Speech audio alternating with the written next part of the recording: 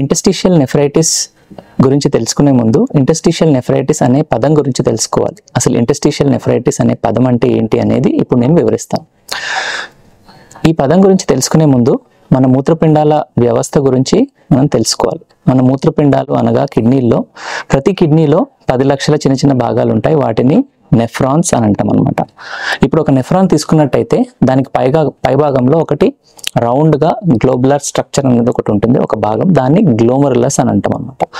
ఆ గ్లోమరులస్ అనేది ఏంటి అంటే దానిలోకి రక్తం అనేది సరఫరా అయ్యి ఆ రక్తం అనేది ఫిల్టర్ అవుతుంది అనమాట. ఒక టీ ఫిల్టర్ లాగా రక్తం అనేది ఫిల్టర్ అయ్యి మూత్రం అనేది తయారవుతుంది.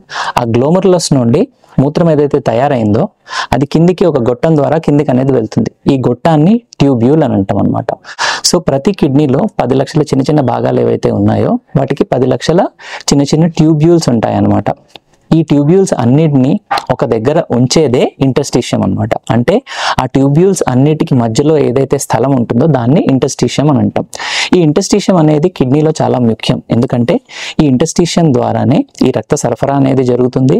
ప్లస్ కిడ్నీలో ఏదైనా ఇన్ఫెక్షన్ అనేది ఏదైనా వచ్చింది అంటే ఈ ఇంటర్స్టిషియం ద్వారానే మన రోగ నిరోధక వ్యవస్థ ఏదైతే ఉంటుందో అది ఆ ఇన్ఫెక్షన్ని తరిమేస్తుంది అనమాట. సో ఇంటర్స్టిషియం అనేది కిడ్నీ పనితీరుకి చాలా ముఖ్యం. ఏదైనా ప్రాబ్లం ఇంటర్స్టిషియంలో వచ్చింది అంటే ఆ ట్యూబ్యూల్స్ ఏవైతే, ఆ గొట్టాలు ఏవైతే మూత్రం సరఫరా చేస్తూ ఉన్నాయో బయటికి, వాటి పనితీరులో ప్రాబ్లం వచ్చేసి కిడ్నీ పనితీరు అనేది తగ్గిపోతుంది అనమాట.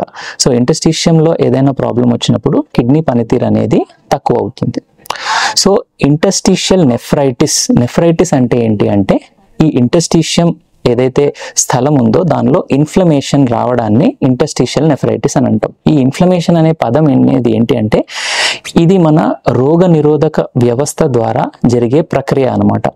సాధారణంగా మనకి ఏదైనా జ్వరం వచ్చినా కానీ, దగ్గు వచ్చినా, జలుబు వచ్చినా ఆర్ అలర్జీ వచ్చినా కానీ మన రోగ నిరోధక వ్యవస్థ ఏదైతే ఉందో ఆ ఇన్ఫెక్షన్ని ఆర్ అలర్జీని, ఆ దుమ్ము ధూళి ఏదైతే మన శరీరం లోపలికి వస్తుందో దాన్ని బయటికి తరిమేస్తుంది అనమాట.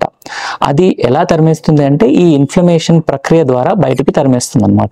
ఈ రోగ నిరోధక శక్తిలో ఉండే ఏవైతే కణాలు ఉంటాయో మన శరీరంలో, తెల్ల రక్త కణాలు, ఈ కణాలన్నీ ఆ ఇన్ఫెక్షన్ వచ్చిన దగ్గరికి వెళ్ళి ఇన్ఫ్లమేషన్ని తయారు చేసి, ఆ ఇన్ఫ్లమేషన్ చేసి దాని ద్వారా ఈ ఇన్ఫెక్షన్ని ఆర్ ఏదైతే బయట నుండి వచ్చిన అలర్జెన్స్ని ఆర్ యాంటీజెన్స్ని బయటికి తరిమేస్తాయి అనమాట.